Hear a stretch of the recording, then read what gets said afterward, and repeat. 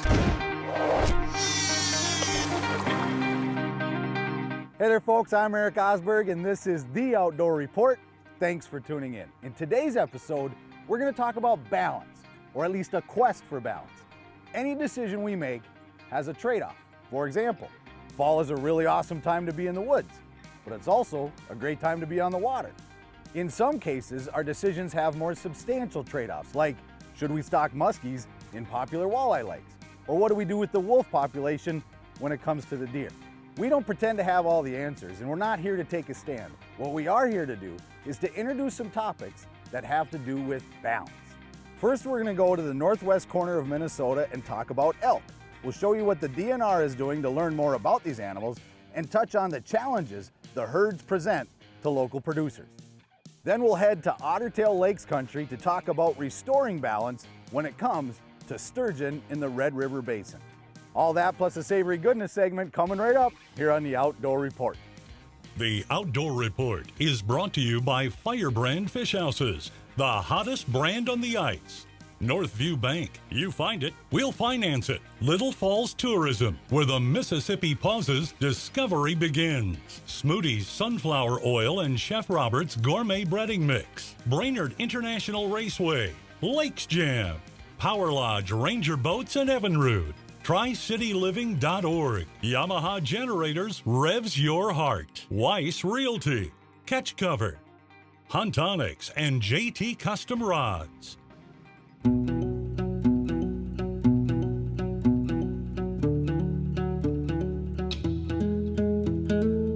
Currently, there are 3 herd of elk that can be found in the northwest corner of Minnesota. The one in Grigla, which is a herd that was established back in 1935. And then we have the 2 herds in Kittson County, the Caribou Vida herd and the Kittson Central herd. Those kind of came on the scenes relatively recently, 1980, somewhere in that area there. They just kind of showed up.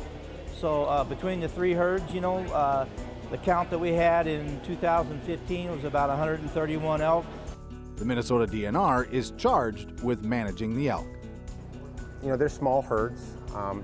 There's no two ways about it. The existing management plans that we have limit the extent that those herds can be at. It's in an area where there's a kind of a mosaic of public land and private land. There are problems with depredation at times, and so we've had citizen advisory groups to help us determine what the proper balance and numbers for those herds will be, because the lands are checkerboarded with private agricultural lands and the depredation can be an issue. One of the goals in our plan is that we have a positive coexistence with the locals. It's a statewide resource, but it's the locals that live with the elk day in and day out. And so the goal is to strike that balance between maintaining a healthy, wild free-ranging elk herd, but also making sure that the locals cannot be negatively affected by the elk.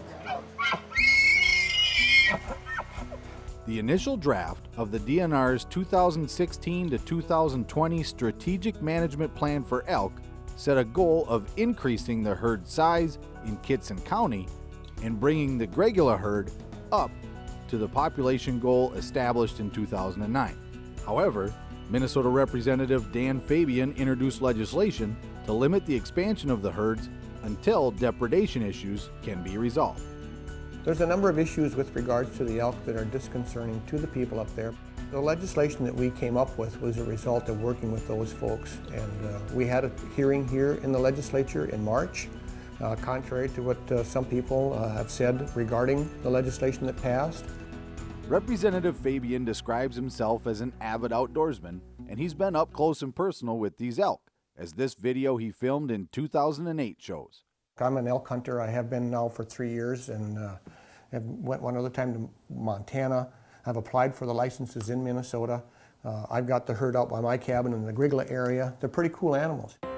He says the people he talked with in his district don't want the elk gone. They don't want to see that. What they want to see is a concerted effort on the part of the DNR to follow their management plan. Fabian is referring to the 2009 management plan and says the Kittson herd is beyond the population goals it set forth. Elk are just about like cows and cattle.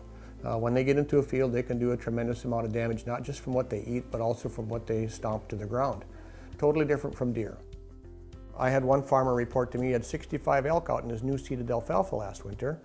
And so they're scratching at it, and then they're compacting the snow, and then that causes winter kill, and it's just, it's difficult for these folks to deal with some of these things. So I think that the DNR's got a lot of work to do with local people to convince them that yes, indeed, they do plan to follow their management plan. And not just in terms of the numbers, but then also in terms of establishing food plots and the other practices that they've said in public meetings and so forth and so on, that they can put in place to reduce depredation claims. And when the DNR demonstrates that, they're going to get a tremendous amount of cooperation from the folks up there. Listen, the folks in Kittson County are decent, hardworking people who are trying to raise their crops, they're trying to keep their fences standing, and they're willing to work with the DNR. But it has to be a two-way street. Coming up after the break, we'll talk about one of the tools the DNR is using to try to better understand the elk. The Outdoor Report is brought to you by Firebrand Fish Houses and Northview Bank. Fish houses aren't just for ice fishing anymore. There's a reason to own one year-round. Firebrand features a durable, lightweight aluminum frame and all the comforts of home. Whether you're camping, hunting, or ice fishing, Firebrand has a model to fit the entire family. Firebrand, the hottest brand on the ice. Thanks for bringing us to your cabin. It's so beautiful, and what a cute dog. Yeah, I love this place.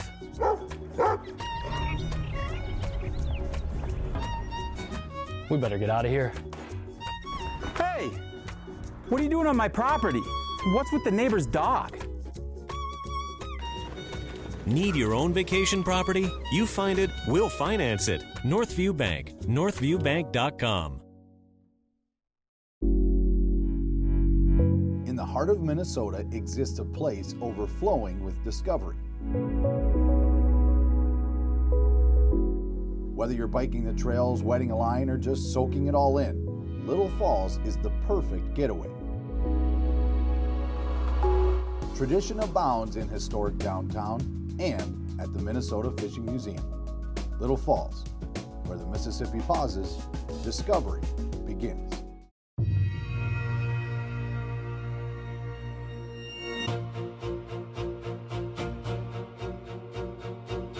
But it can buy me a boat.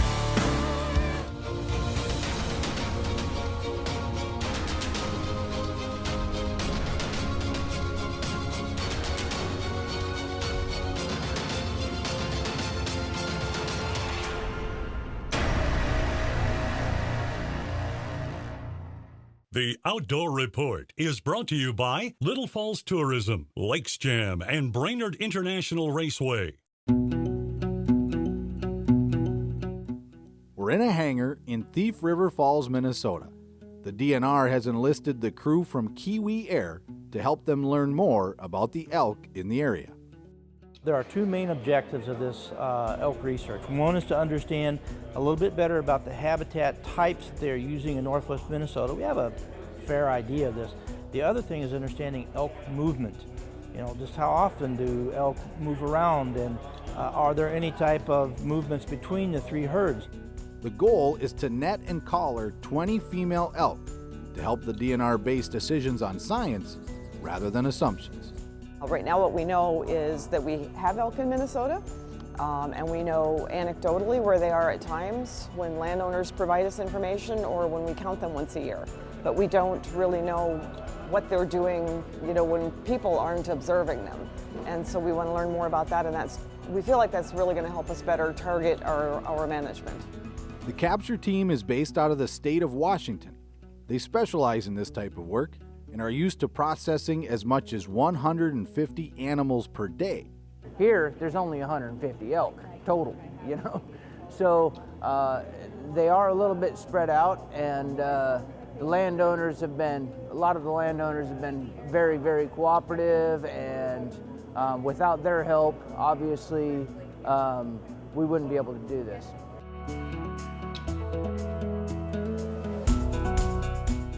On this particular project, we're not using drugs, so we're just netting them And yeah, so they're fully coherent through the whole process. The crew works as quickly as possible, making every effort to not harm the elk. So once they're hobbled up and immobilized, we blindfold them for stress to minimize stress and just calm them down a bit. But you know, the one thing we always do is on these projects is put collars on, so tracking collars, whether they're VHF or GPS. The radio collars will send valuable information back to the DNR to shed some light on previously unknown elk behavior. Where they have their calves, where they're wintering, take a look at the characteristics of the habitats that they use and what they're looking for in the environment. This is great. This is something that the department as a whole has been trying to accomplish for a long time, and so we're really, really excited. The crew reached their goal and successfully collared 20 cow elk.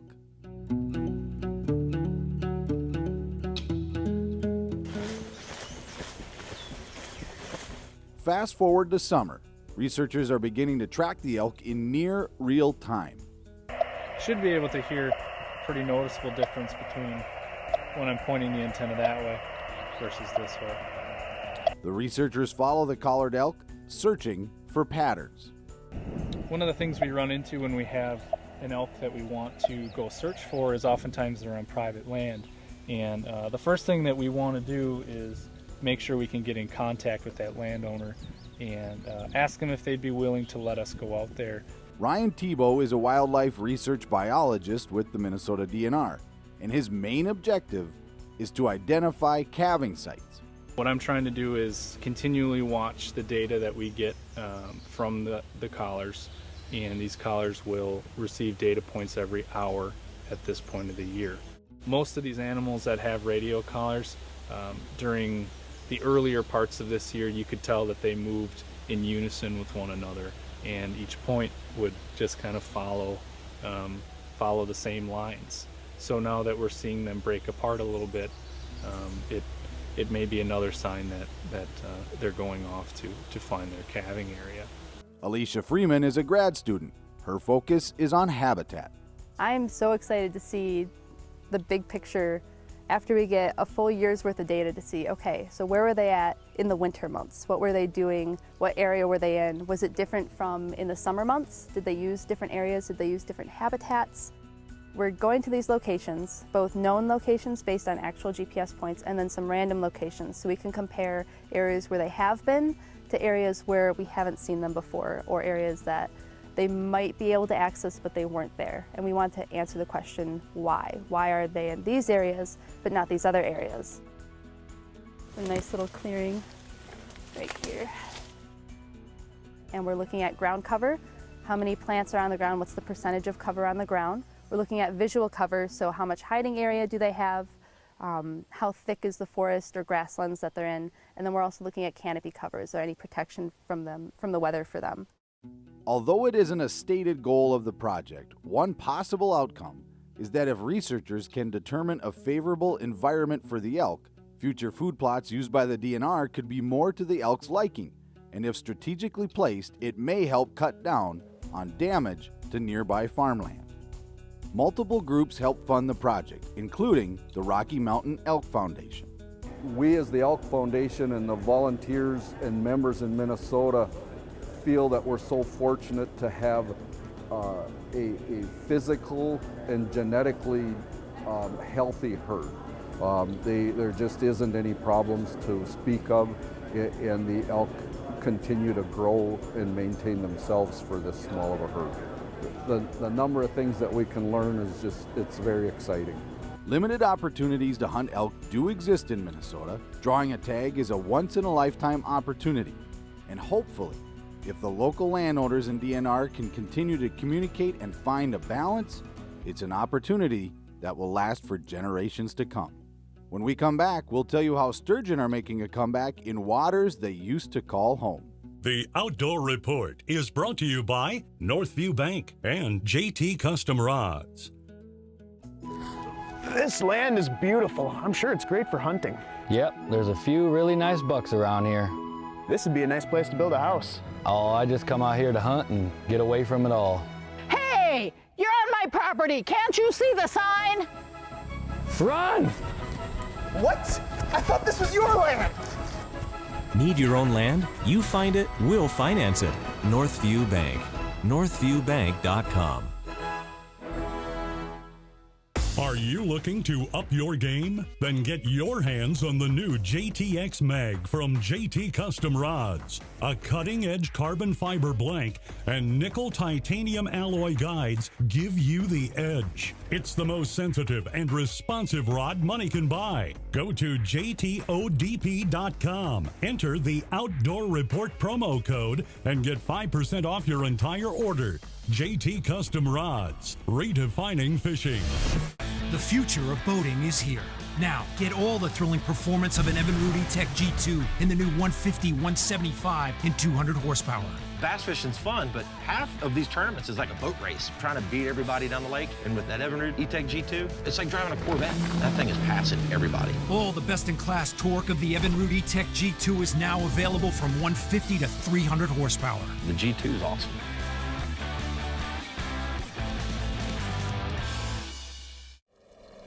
I've heard a lot of guys tell me stories about missed opportunities.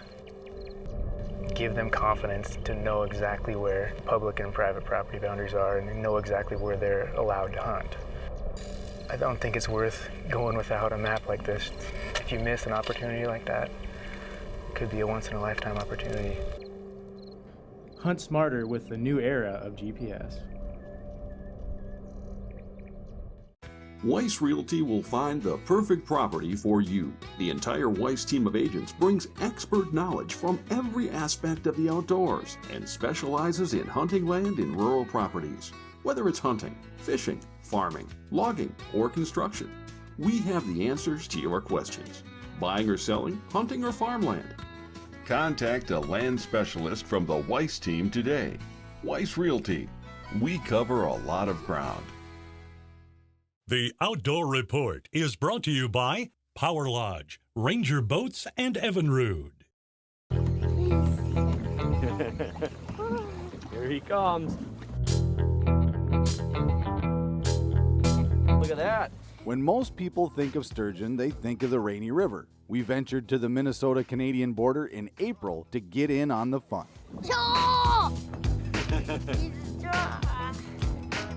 Something different. You can't do it all the time, and you can get a 6-7 footer. That's crazy when you get one of them. Jamie Dittman and Larry Stromback were on a good bite and kind enough to show us how it's done. Gobs of crawlers. Oh, I think I found one. Ooh, that guy will work great. Hooked 4 or 5 times. Big one right there. That one. There we go. That's the guy, huh? Yep. Then, to top it off, frozen emerald shiner for a little more smell. Just like a number 4 circle hook with 50-pound mono. Basically a catfish rig. Then I look for a 20 to 30 foot hole, and I always like to fish the down current end of them. They seem to kind of gather towards the holes and come in and out, so. We didn't get to tangle with any giants while we were up there. However, we did land enough fish to pique our interest and search out other opportunities to catch sturgeon. Turns out, the Minnesota DNR has been working for some time to bring the species back to some of the waters they used to roam. We joined them recently as they stocked Ottertail Lake. We have a 20-year plan in the Red River Basin to reintroduce lake sturgeon. And so we stock lake sturgeon in a number of locations between here and Baudette. We're reintroducing a fish that basically man eliminated, again, through the construction of the dams in the 40s, 50s, eliminated a lot of their natural spawning habitat, and then over harvest. A lot of times there were no regulations on sturgeon, so there was just a taking and a taking and a taking of sturgeon.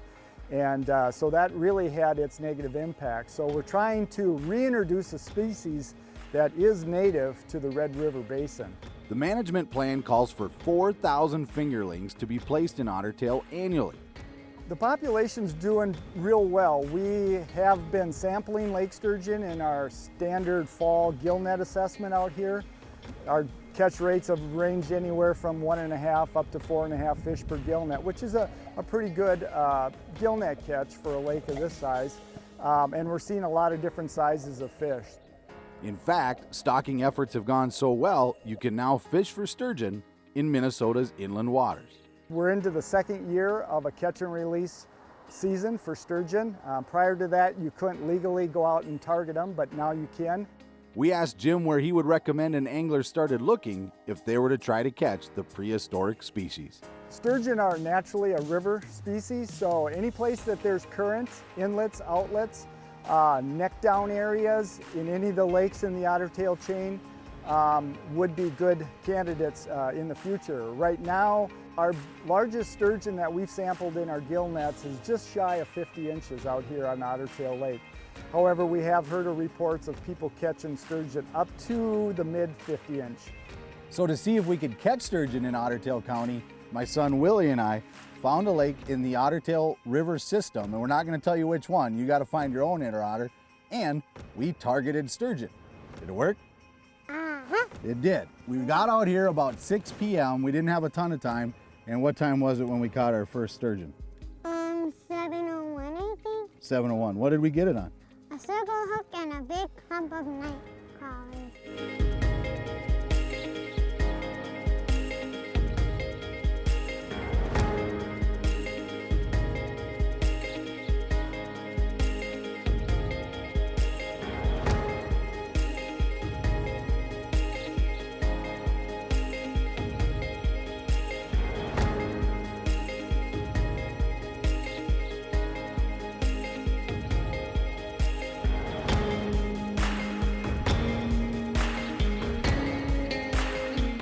Apparently, if we can figure out a way to restore balance, even after we've put it out of whack, fish like the sturgeon can recover. And once again, their future is in our hands. We did it, buddy. The Outdoor Report is brought to you by Yamaha Generators and Otter Tail Lakes Country.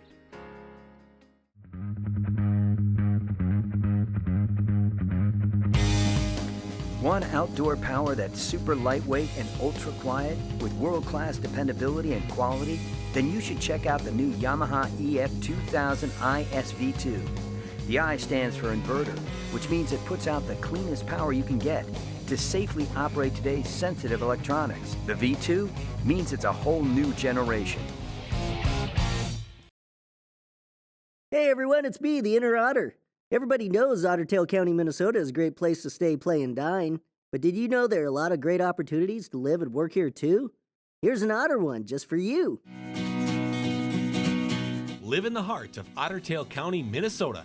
The cities of Battle Lake, Otter Tail, and Henning offer you quality of life, affordable housing, and jobs. For more information or to find your inner otter, visit OtterTailLakesCountry.com.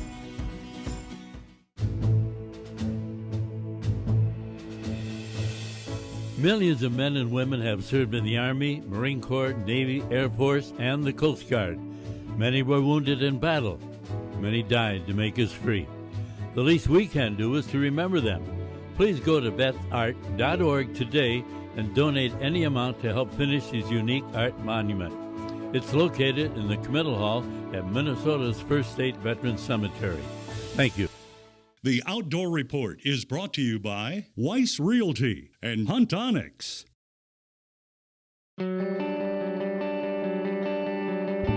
Hey there folks, I'm Eric Osberg with the Outdoor Report. Today I'm with Dave Flowers of Yamaha Generators. Dave, we've got 3 different units here. Let's talk about the EF2000. The EF2000 really is our top seller. It's an EF2000 IS V2 inverter, so it gives you that long hours of runtime. A lot of ice fishermen love this. Campers love this. This one right here is really easy to do. It's just pull start. You have a run, you have a stop on switch, you turn on. You still have that fuel dial, you turn off to on.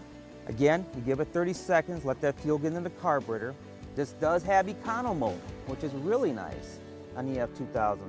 Pull the choke out, grab the handle, push it in. That right there is wide open. That's econo mode. Very quiet. I can barely hear it. That's 2,000 watts. You still get the 120 outlets. You also have your 12 volt DC, so you can charge that battery up. What's really great about this, it's only 1.1 gallons of gas. So for a couple bucks, you're gonna get almost 11 hours of runtime at a quarter load. It's time now for some savory goodness. Brought to you by Smootie's Oil and Chef Robert's Breading. This just might be our funnest savory goodness yet. What we've tried to do in the Savory Goodness series is offer a balance of flavor and simplicity when it comes to recipes.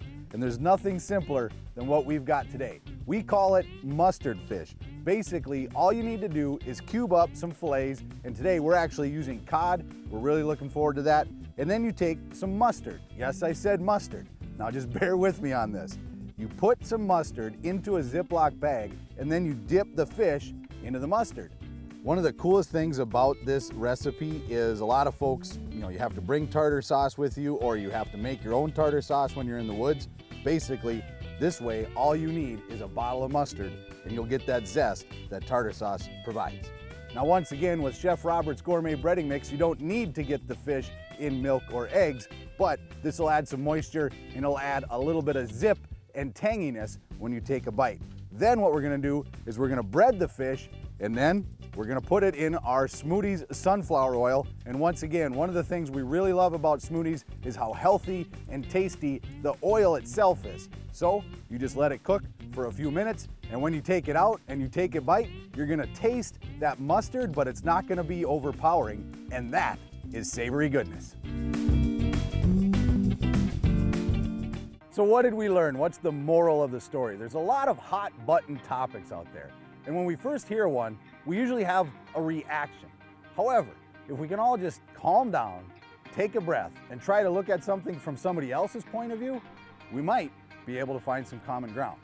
And the last thing, as we always say here, when it comes to having that next outdoor adventure, remember, it's not about having time, it's about making time. I'm Eric Osberg with your Outdoor Report.